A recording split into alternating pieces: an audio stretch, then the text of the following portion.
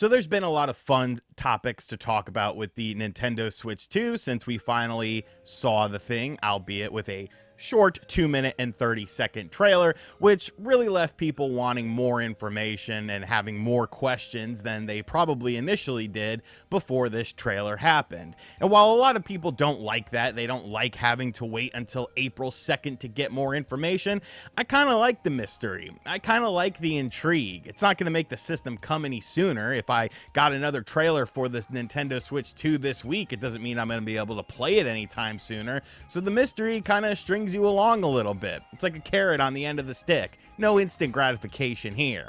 But of course, with all of these different mysteries, going from the C button, does it actually exist? Why did Nintendo cover it up? The strange mouse-like Joy-Con controllers, how does that work? What games are going to be working with that? Of course, the USB-C connection at the top of the system, is it just for playing it in a tabletop mode? If so, why such a strong emphasis on that? Because I don't think many people play it in tabletop mode. One thing that has definitely been popping up a lot about is pricing.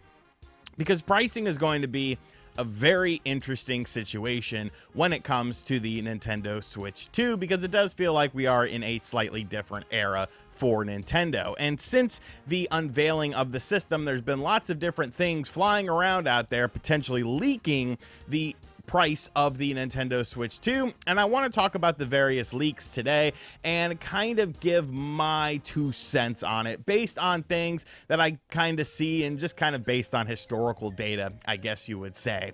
So the first thing we're going to talk about when it comes to the price of the Nintendo Switch 2 is the alleged Best Buy leak. Now, after the Nintendo Switch 2 trailer went up on Nintendo's YouTube and Twitter accounts and all of that, while everyone was making the reaction videos to the system itself, Best Buy actually put up a very interesting image. Well, kind of. If you searched for the Nintendo Switch 2 on Google via Best Buy, typing in Nintendo Switch 2 Best Buy, an interesting listing came up, showing the Nintendo Switch 2 as the title of the listing and a $350 price point.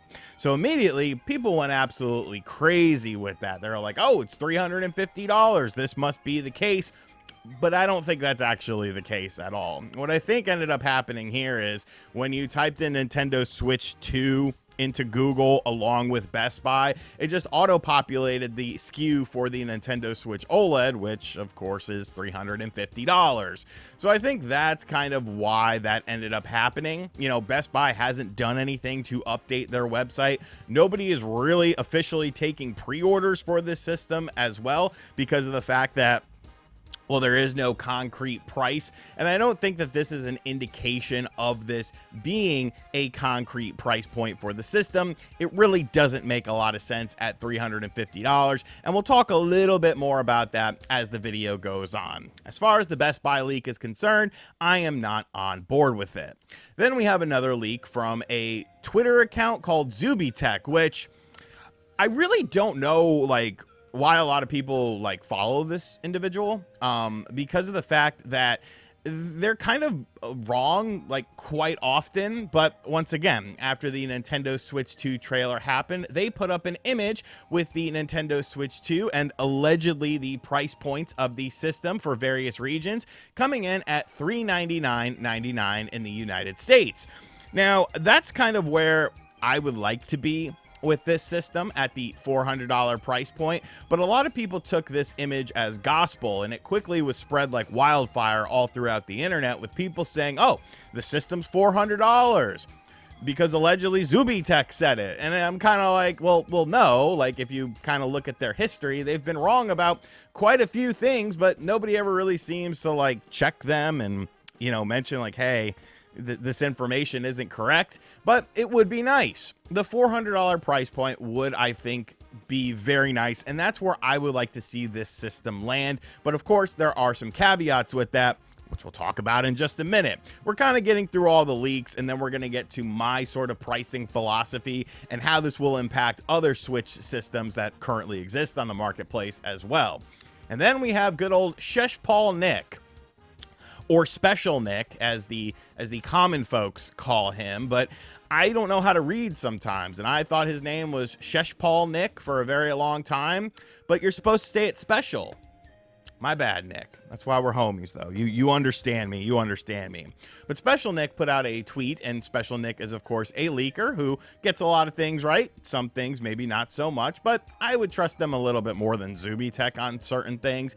Basically saying that according to their source, if the June launch of the system, which they had been hearing, is correct, then there's actually going to be 2 price points for the Nintendo Switch 2. $450 and $499.99. Now, based on that information, he is alleging that Mario Kart 9 or 10, depending on if you count Mario Kart Tour, maybe just get rid of the numbers since you kind of convoluted it with Mario Kart Tour. Just give it like a new name, or just call it Mario Kart. Like, have this be kind of the rebirth of the franchise or whatnot. But that would be what would cost the additional $50. So essentially the base model is $449.99, and the Nintendo Switch 2 that comes with Mario Kart 9, 10 would be $500. And a lot of people are like, well, you know, that's pretty damn expensive.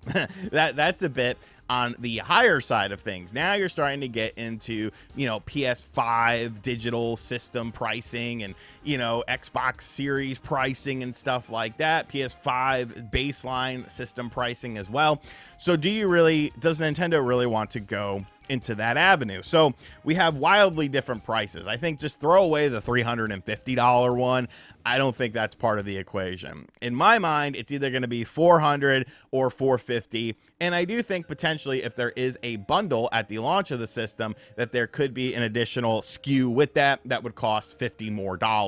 So, you know, between $400 and $500 is what we're really looking at with this. And of course, tariffs are going to potentially play a role in this as well. We don't really know how those tariffs are going to work, and I'm not a socioeconomic expert or anything like that, so I'm not going to talk about it too much. But taking away that, I think $400 to $500 is what we are looking at. Now, traditionally speaking, Nintendo likes to be towards the lower end of the spectrum when it comes to price points of systems. And I think $400 is going to be the sweet spot for this. I think $450 to $500, you might be potentially alienating a lot of people, especially in this economy, and especially considering that like $400, you know, you're way out of impulse buy territory. At least with the Switch, you have like a $200 option with the Switch Lite, a $300 option with the base model, and the $350 of the OLED. Now, the OLED sold decently enough, and $50 more than the OLED does make sense, and I think would be an attractive price point for some people. But what do you do with the old systems? How do you sort of phase those out? That's actually something we talked about on the Spawncast the other day when we recorded that. Actually, we were live for that.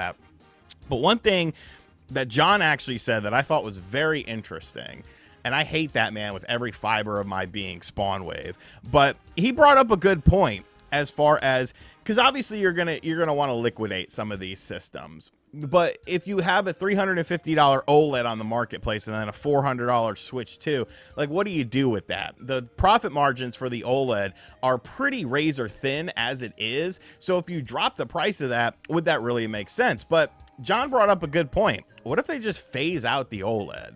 You know, they phase that system out.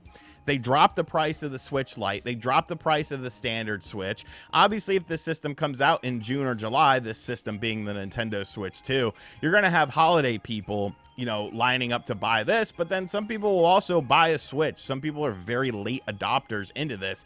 And if the price of these systems goes down, you do some bundles. Like, look at how Nintendo phased out the 3DS and the 2DS and all that stuff with those crazy pack-in bundles and stuff like that. Could they have been making a lot of money on those? You could buy like a 2DS system XL with a game for like $100. I can't imagine that they were making a whole bunch of money off of that, but it was more so just trying to amass a large amount of sales and clear out the stock for this so that your new flagship system is what is available for people to purchase and want to pick up.